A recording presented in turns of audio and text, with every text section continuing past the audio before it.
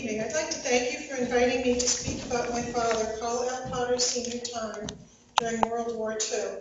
I'm going to pass along his thoughts from letters he wrote, newspaper articles he was interviewed for, and conversations he had with family members, along with information from his military record and what I found researching. My mother asked me to look around and find a portrait of my father that my sister-in-law Ellie had done. While on this search, I rediscovered a scrapbook that was given to my father when he retired from Amica Insurance in 1973. Inside there were copies of letters he had written to his boss and a coworker while he was in the service. There were also copies of newspaper articles that he had been interviewed for. On August 31st, 1942, my father, who at that time was 30 years old and a single parent, was inducted into the United States Army Air Forces. He was a staff sergeant in the 306th Armed Group, 369th Squadron, the Fightin' Bitin'. He flew in a B-17 Flying Fortress. One of the planes he flew in was named Damned If I Know. My oldest brother was 6.5 years old when our father departed the United States for England. He didn't get to see our father again until a month and a half before his 8th birthday. During that time, he lived with our grandparents. On September 14, 1942, my father wrote to his boss in Amica to let him know that he was at Fort Devens, and he didn't know when he'd be shipped out because he was short 2 pairs of suntan pants, and the Army won't send anybody out until they have their complete uniform. He expected to leave the day after his pants arrived. He talked about how they woke up at 4:30 in the morning, worked at the clothing mill from 6:15 a.m. until any time between 6 p.m. and midnight. He also mentioned that so far they had drilled for 1 day in a field, and it was filled with ragweed, and it was hay fever season, and my father suffered terribly from hay fever. He also said, and this is his own words, he wormed his way into working in the supply room for the company general by always being on hand when there was some work to do. On September 28, 1942, he wrote to his boss again. He was now living in Atlantic City, New Jersey at Hotel Dennis, with a room with 2 beds, hot and cold running salt and fresh water.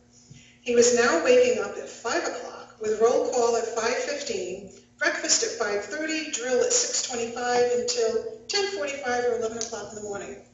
Then they'd go back to the hotel for lunch, return to drill at noon until about 4. They had dinner at 5 o'clock in their Class A uniforms. From about 6 or 6:30, they had general cleaning. They all had to be clean-shaven at all times, even if it meant shaving twice a day. Every morning, the drill master looked them over, and it was lights out at 9 p.m. sharp at night. He described the food as wonderful. I have to add, they were eating at the hotel. He expected to be there for 25 days. He reports that on the completion of their training, every chief goes before the captain and goes through everything he's been taught. And he says, mind you, we have to do it all alone. Then they do the whole thing again for the major. Then the whole group goes before a full colonel the next day, all while in full uniform. The Sunday before he wrote this, they got to sleep in till 6 o'clock because the night before they were marched to a dance at the convention hall at the hotel.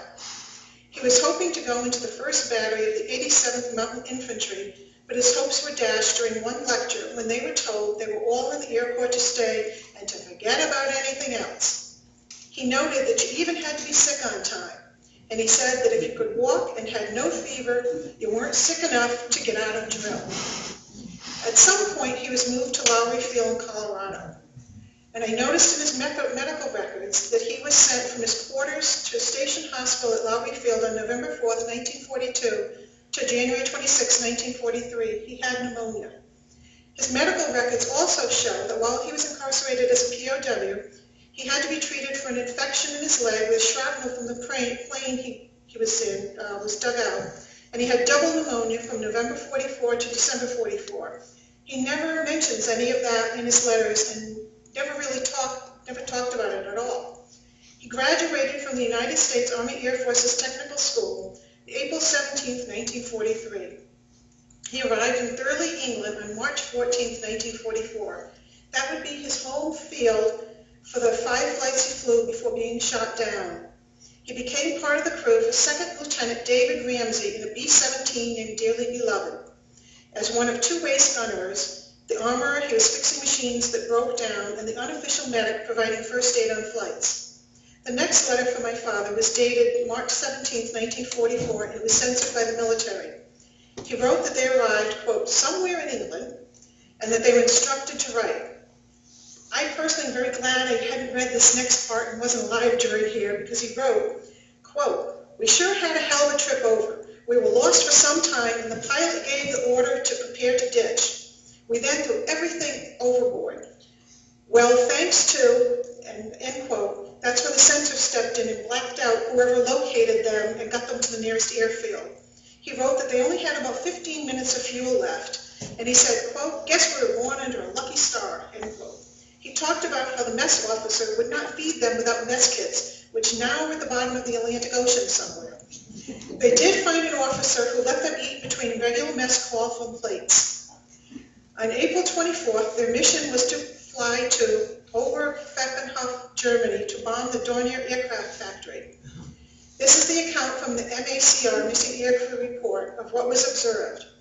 At approximately 13:55 hours, near Augsburg, Germany, Lieutenant Ramsey was hit by fighters. Number 3 and 4 engines were out when he peeled out of formation. No shoots were observed. And this is now part of what was published in the papers of my father's description.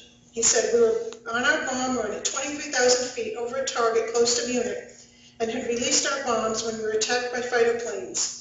The nose of our ship was shot off, the number 1 engine shot out, our gas tanks were ablaze when we were ordered to jump. We made paratroopers look like slow pokes in our rush to leave the ship. That long free fall was without much of any sensation. He said he had more skill on skis. One thing I found out was that you can control your body very well in the air, turn it over on your back, stomach, and look around. Once in a while, the earth looked as though it was on a slant, but I managed to get straightened out. The gentleman who wrote the article, Frank Matzik, was a skiing friend of my father, and he had commented in the article, the long jump by this tail gunner and former skier came on this 4th mission over Germany, and he landed safely enough in a plowed field, only to find a German farmer waiting for him with a shotgun.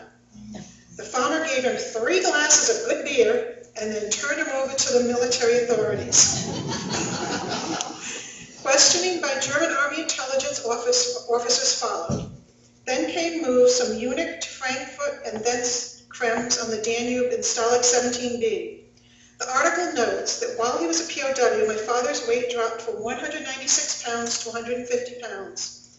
Food was a major topic of conversation for the POWs. The article indicates the Germans gave them 1 meal a day made up of 2 or 3 tiny potatoes about the size of walnuts, or a bit of potato soup or cabbage soup made from dehydrated cabbages, which few of the prisoners could stomach. For a while they received Red Cross packages containing soap, cigarettes, which the article said my father used, quote, for a thriving barter business, believing food more essential to his well-being than cigarettes, and having virtually no need for soap because baths came only about once every 2 months when International Red Cross inspectors visited camps. He says he arrived at the Krems prison camp on May 2nd, 1944, after having been shot down on April 24th.